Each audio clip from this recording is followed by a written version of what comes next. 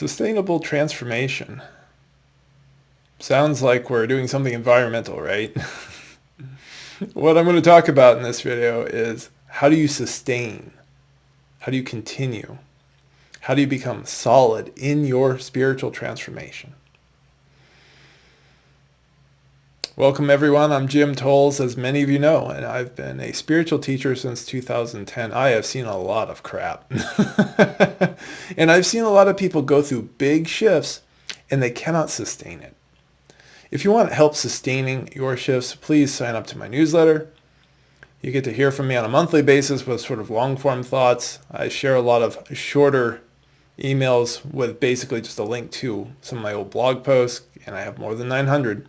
And sometimes I'm sharing videos, it just changes. And I also share my announcements for online classes. This is a great place to go in deeper to help sustain your transformations, to move through sticking points. I've seen a lot of different things. I have a lot to share. Please join and come. Sustainable transformation. So let's break this down very simply. Human beings like familiar patterns. Human beings like their familiar patterns. They do not want to change after a certain point. In our developmental years, we're built to change. Neurologically, biologically, everything is changing. This is the time when we learn so many things so well. When we're like 4 years old, and 8 years old, and 10 years old. I mean, we're sponges for information. You all know this. And then we get to a certain point, as we reach maturity, where we just want to repeat the patterns we've learned. I think biologically, something decides, okay, we know everything we need to know now, and now let's just repeat. And I think in the old world, the world that we evolved out of, that makes a lot of sense. After a while, you know how to hunt a deer, find nuts, find fungi and berry that you can eat, how to build the things you need to build, and like things just didn't change the way they now change. And mixed in with all this is a lot of deep confusion that we have about ourselves, that we are not focused on reality. So we are learning patterns that we don't need or are harmful to us, like poor eating habits. That's learning a pattern. And then like once you're a meat and potatoes guy, like I'm just going to keep doing this. And that's what we've been teaching our brain and our bodies to think we should do. And that's what we want to repeat. I'm sure some of you know you've struggled to change your health situations, to change lifestyle choices. Why? Because a part of you wants to keep doing the same thing and maintaining the same thought patterns. And so here we come to the point around sustaining transformation. So we want to respect that, we want to stay in familiar patterns. So we start to look towards how does a human being change best? What are the principles that help them the most? One of which is having a community of people doing similar things. You know this as well, that if you have people doing the same types of things around you, you're going to continue to want to do it. If you are around a bunch of people who want to run, even if you don't like running, a part of you is more likely to do it because every morning somebody gets up at different friends and say, hey, you want to go for a run? And maybe you say no some mornings, but not all of them. And if you really want to get into running, it's a lot easier to do it because you don't have to constantly self-motivate. Healthy spiritual communities can be profoundly important. And as an aside, I manage a number of online spiritual communities, looking to do more stuff here where I live in Oregon, in person, to help show people what that can look like and how supportive it can be. And you can also check out a link on my blog around community testimonials with some of the things that people have said about being in some of my communities. Again, can't emphasize how important that is because I've also watched one of the biggest reasons people don't sustain their transformation is because they have no one around them to talk about it with. And talking just one-on-one with a spiritual teacher like me, that's like 2 hours a month. That's not enough. Along with sustainable transformation, we have to have some key understandings. We have to understand that this is a process. It doesn't get done overnight.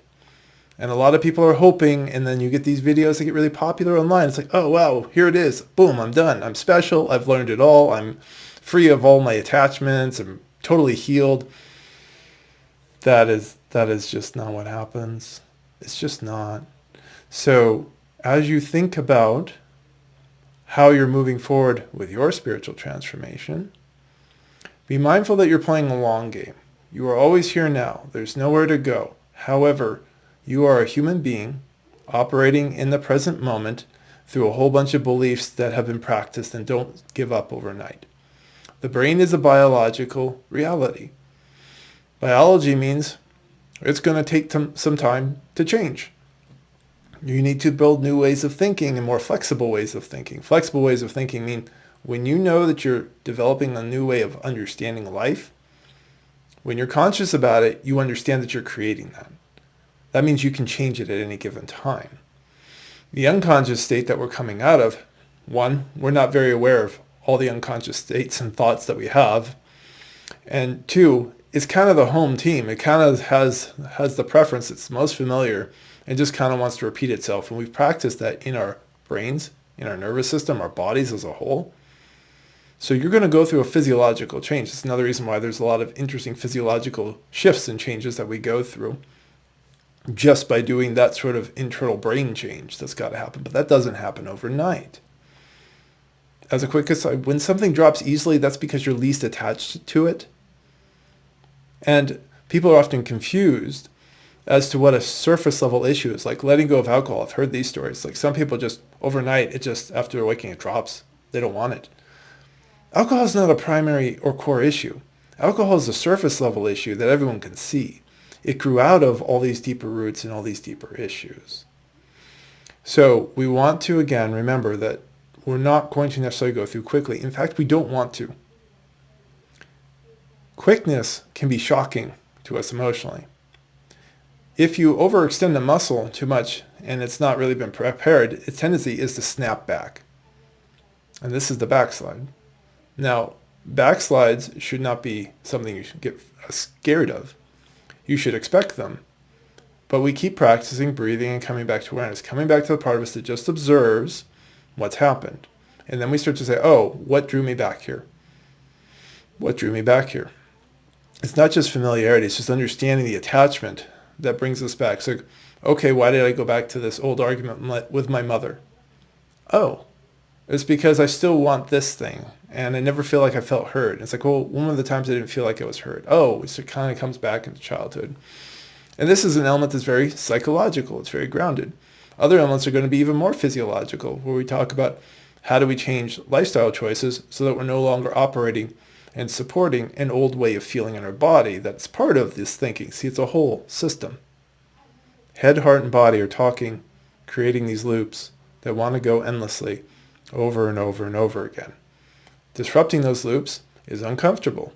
It creates a sense of internal conflict. We don't like that. But doing it in increments, here comes the sustainability part again. Increments and small steps where we can succeed, we will continue on. The students that have primarily been able to move through it and sustain transformation with me are the ones that learn to do that little incremental breathe, come back to awareness. That's the smallest increment we do. And then here's this issue I'm going to focus on. I'm not going to work on 15. Some of the other people out there, some of you may be spiritual inner workaholics. You think you're getting somewhere faster. You're not. You're exhausting yourself. You're usually going to burn out. And really that inner workaholic is the issue. This is the thing that really doesn't know how to transform. It's just trying to get to a sense of safety. So I've seen people and they're going and they're doing ayahuasca and they're meditating for 3 hours a day and they're doing an hour of yoga every day and they've got 2 spiritual teachers for some reason and a spiritual, right? They're trying to do everything to get to safety. That's not sustainable. We do want community. It does help to have a spiritual teacher that knows what they're talking about and being incremental. That doesn't just keep telling you to just believe in this belief or just meditate for this long, all right, and you'll get, no, you won't. This is a practice happening in our heads of remembering who we are and happening in our bodies, of feeling who we are. And we have to get used to going through times of not knowing how to think and feeling very differently. And the more we do it, and again, here comes the increments, the more we do it and succeed, because we're going slow and we're giving ourselves space, then the more empowered we feel.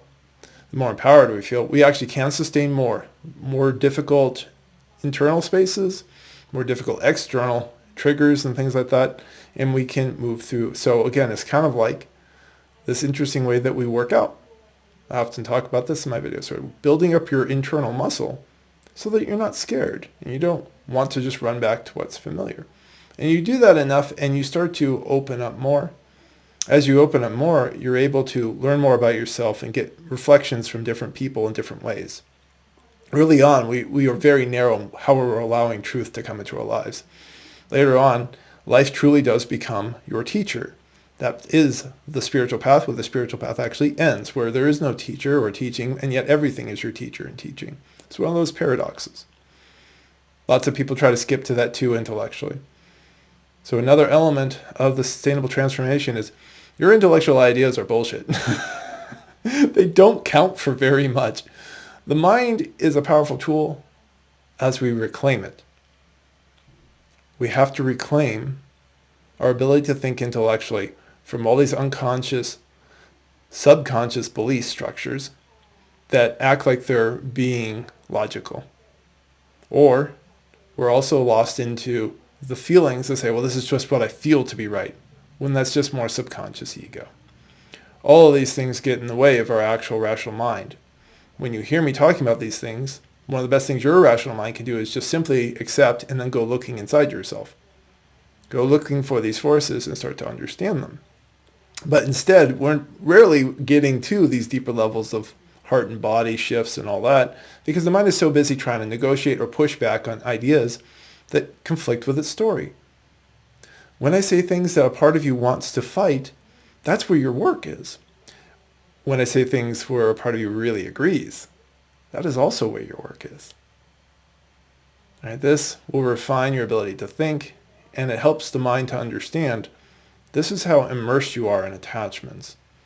And the more you look, the more you see. It's a tendency of like the initial shifts that a lot of people have. They feel like they're done, or there's only one or two things they got to work on.